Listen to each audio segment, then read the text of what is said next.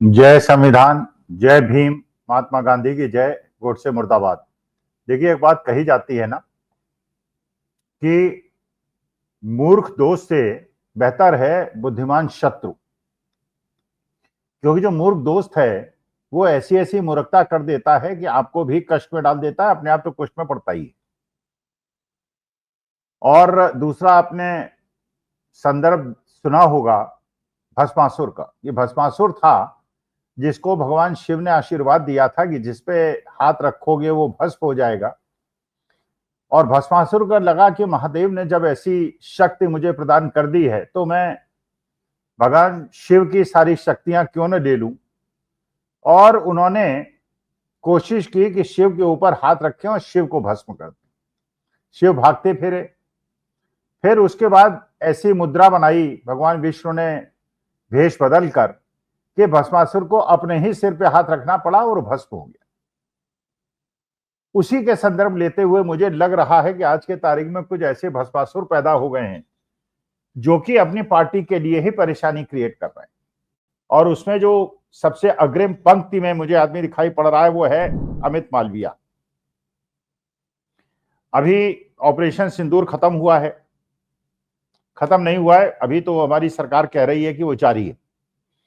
लेकिन ये बात हो गई कि पहलगांव के अंदर 26 निर्दोष लोगों की मौत हुई, सुरक्षा की कमी की वजह से हुई। उसके बाद भारतवर्ष की सेना ने पाकिस्तान के आतंकवादी ठिकानों पे हमला किया, उन्हें ध्वस्त किया। अचानक 3 दिन के बाद युद्ध विराम हो गया। हमारी तरफ से कहा गया कि डीजीएमओ पाकिस्तान का फोन आया था, हमारे डीजीएमओ ने उसको स्वीकार कर लिया। लेकिन ये बात इसलिए गले से नहीं उतरती कि डीजीएमओ लेवल की तो ये बातचीत है नहीं, ये तो बड़े हाई लेवल की चीज है। डीजीएमओ तो लेफ्टिनेंट जनरल लेवल के अधिकारी होते हैं, तो ये तो प्रधानमंत्री स्तर की चीजें हैं। तो कैसे डीजीएमओ ने कर लिया, लेकिन अमेरिका के डोनाल्ड ट्रंप ने पटाखा फोड़ दिया। उन्होंने कहा ये जो युद्ध विराम हुआ ये मैंने कराया है। उन्होंने कहा मैंने दोनों देशों को हड़काया और मैंने कहा कि व्यापार बंद कर दूंगा वरना समझौता कर लो। उन्होंने समझौता कर लिया। तो अभी तक यही नहीं क्लियर हो पा रहा है कि युद्ध विराम क्यों हुआ और किसने कराया। हर आदमी विश्वगुरु बनने की कोशिश कर रहा है। हमारे विश्वगुरु कुछ बोल नहीं रहे। हमारे देश के विश्वगुरु जिनको हम मानते हैं विश्वगुरु हैं, वो कुछ बोल ही नहीं रहे। लेकिन अमित मालविया जैसे व्यक्ति ने एक नया हंगामा खड़ा कर दिया है और हर जगह वही डिस्कस हो रहा है। जैसे हमारे देश के अंदर भारत रत्न मिलता है, वैसे पाकिस्तान के अंदर निशाने पाकिस्तान मिलता है।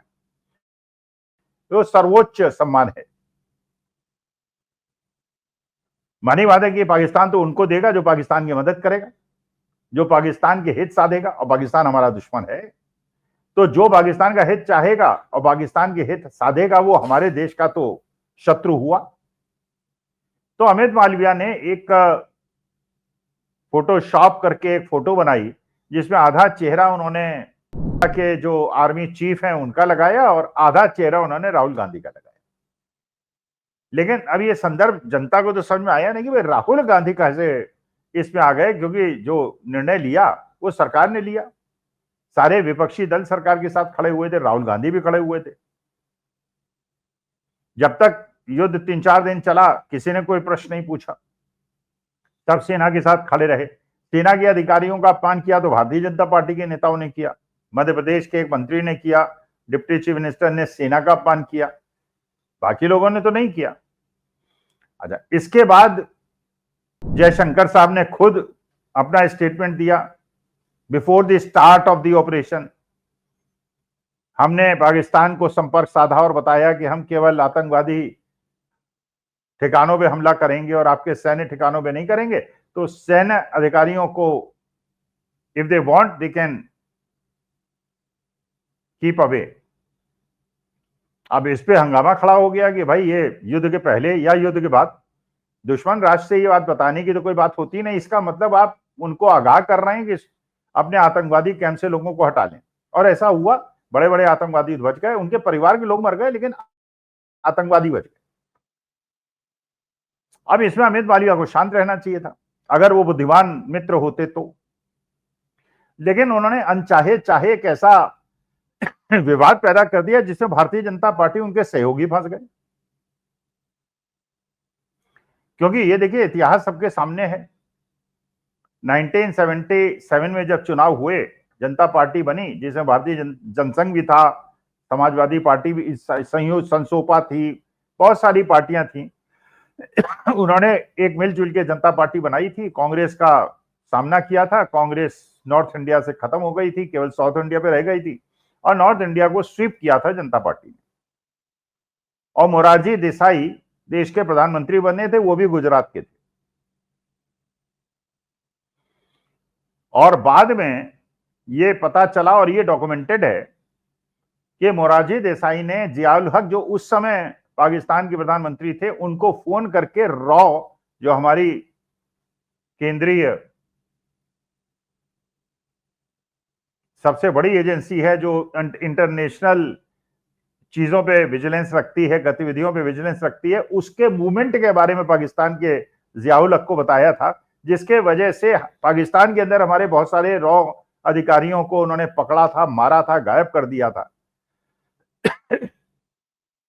तो मोरारजी देसाई ने वो काम किया था जो किसी भी भारत के हित चाहने वाले को नहीं करना चाहिए था, पाकिस्तान के हित में किया था।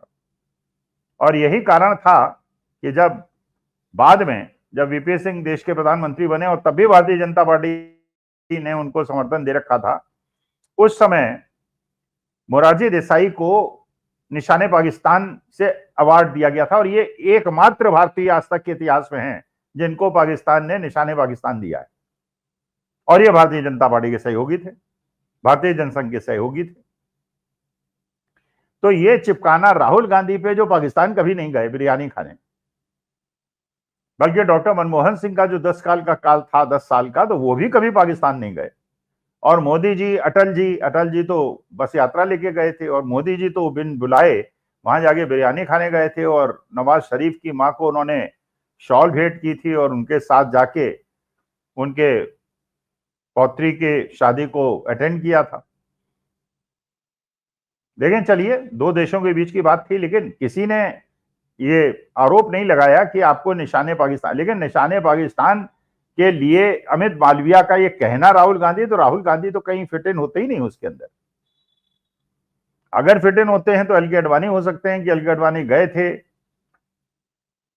जिन्ना की मजार पे, उन्हें सेकुलर बताया था, फिर खैर देश के अंदर आए थे, उनका बड़ा विरोध हुआ था, तभी से उनका राजनीतिक पराभव शुरू हो गया था। मोदी जी गए थे, उनको भी किसी ने ये नहीं कहा कि पाकिस्तान निशाने पाकिस्तान मिलेगा। जयशंकर साहब को भी किसी ने नहीं कहा था अभी तक कि उन्हें निशाने पाकिस्तान मिलेगा, जिन्होंने मोरारजी भाई की तरह ही सूचना दी थी पाकिस्तान को कि अपने आतंकवादियों को हटा लीजिए, हम आतंकवादी मुख्यालयों पे हमला करने वाले हैं। लेकिन राहुल गांधी पे आक्रमण करके एक प्रकार से अमित मालवीय ने अपनी पार्टी की वनरेबिलिटी को बढ़ा दिया है। और जो लोग उन्होंने नहीं सोचा था, और ये सोचा था कि इस संवेदनशील मुद्दे पर इस प्रकार की राजनीति नहीं होनी चाहिए, जबकि पूरे विश्व के अंदर एक मैसेज देना चाह रहे हैं कि भारत एकजुट है और सभी राजनीतिक दल एकजुट हैं। लेकिन राहुल गांधी पे आक्रमण करके एक प्रकार से भारतीय जनता पार्टी ने और अमित मालविया आईटी सेल के, जो बीजेपी आईटी सेल के प्रमुख हैं, उन्होंने एक्सपोज कर दिया है और मोरारजी देसाई की याद दिला दी है, बिरयानी की याद दिला दी है, झूला झुलाने की याद दिला दी है, लाहौर बस यात्रा की याद दिला दी है, कारगिल की याद दिला दी है। तो इसीलिए कहा गया है कि बुद्धिमान शत्रु बेहतर होता है मूर्ख दोस्त से। नमस्कार, धन्यवाद और प्रणाम।